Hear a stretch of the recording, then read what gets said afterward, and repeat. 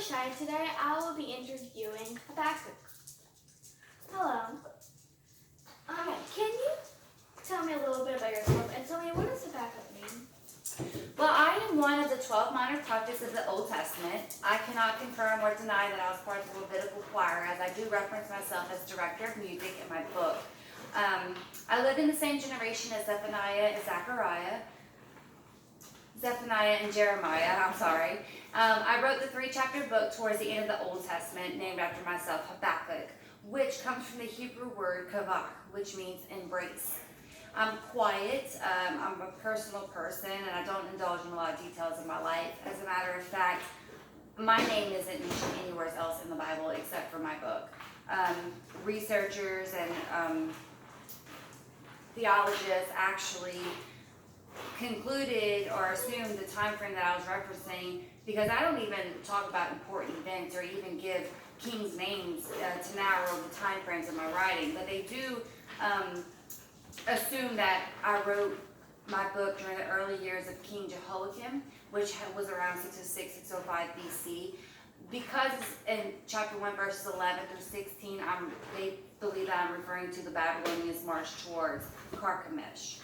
Can you tell me if this name has any significance to your life experiences? Yes, absolutely. My name has great significance to my life story. Although brief, you can get a great understanding of more important dealings that I wrestled with while reading my book, and a lot of that is just uncertainty. You'll come to see, if you read my book in its entirety, that I do eventually come to embrace. About your book, name 3 things that make it stand out among the other prophets' books in the Old Testament. Well, for one, it's short. It's only 3 chapters, so it makes it about an hour-long read, but it is packed with a lot of good stuff, which is great. What makes it different from the other prophets' writings is that their writings is actually directed to the Hebrew, to the Israelites and to Judah, where mine is 2/3 of a dialogue between God and myself, and then the last one is prayer and praise. As a matter of fact, my book contains 3 types of literary writing, and that's dialogue, prophetic woes, and song.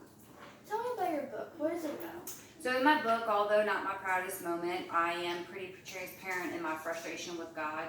I question his wisdom pertaining to my people, who are his people, who are about to be destroyed by the Babylonians. You see, I was privileged to have experienced prosperity and promise of renewal in Judah, but I've also witnessed Israel's decline. I question how God could let such evil run rampant in the world. I know that Judah, as God's chosen people, was not behaving appropriately and that he was putting judgment on them. However, the Babylonians were far more wicked and corrupt than Judah was acting, and I just felt like I questioned why God was turning a blind eye to that. And did he answer you? No, not really in the way that tells me why things were the way that they were. But he did assure me that he was and is always in control. And that is what I reflect on in my last chapter if you read my book. I learned in my experience what it means to live by faith, and even when I don't understand the happenings around me. Okay, what is something that you have heard said about you from people who have studied your book? That I was someone that exemplified the characteristic traits that are necessary for the righteous person during difficult times. Those would be honest questions for God, unshakable faith, and concern for spiritual renewal. If you could leave your reader with one passage of your book to meditate on, what would it be and why? So the passage of chapter 3, verses 17 through 18, and it says, "Though the fig tree does not bud and there are no grapes on the vines, though the olive crop fails and the fields produce no food, though there are no sheep in the pen and no cattle in the stalls, yet I will rejoice in the Lord. I will be joyful in my God, my Savior." I do not serve God because of what he can give me, but I serve him because I know him, and I know him because of the difficult times that I've been through.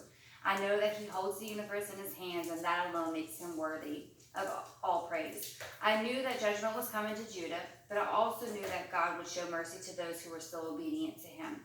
I chose to live by faith, which I mentioned in chapter 2, verse 4, and I sought to hold on to his joy through those difficult times. Life will have difficult moments that we don't understand. It's in those moments that we remember who is in control. God sees a bigger picture. We just get a glimpse of from our perspective, from our snippet of existence. We have to trust Him, and it's in those difficult moments, and in chapter 1 and 2, when God and I are having dialogue, it's in those moments that a person can really come to know the character and the person of God. All right. Well, thank you for giving us the opportunity to talk with you. Absolutely, it was my pleasure. Now, bye.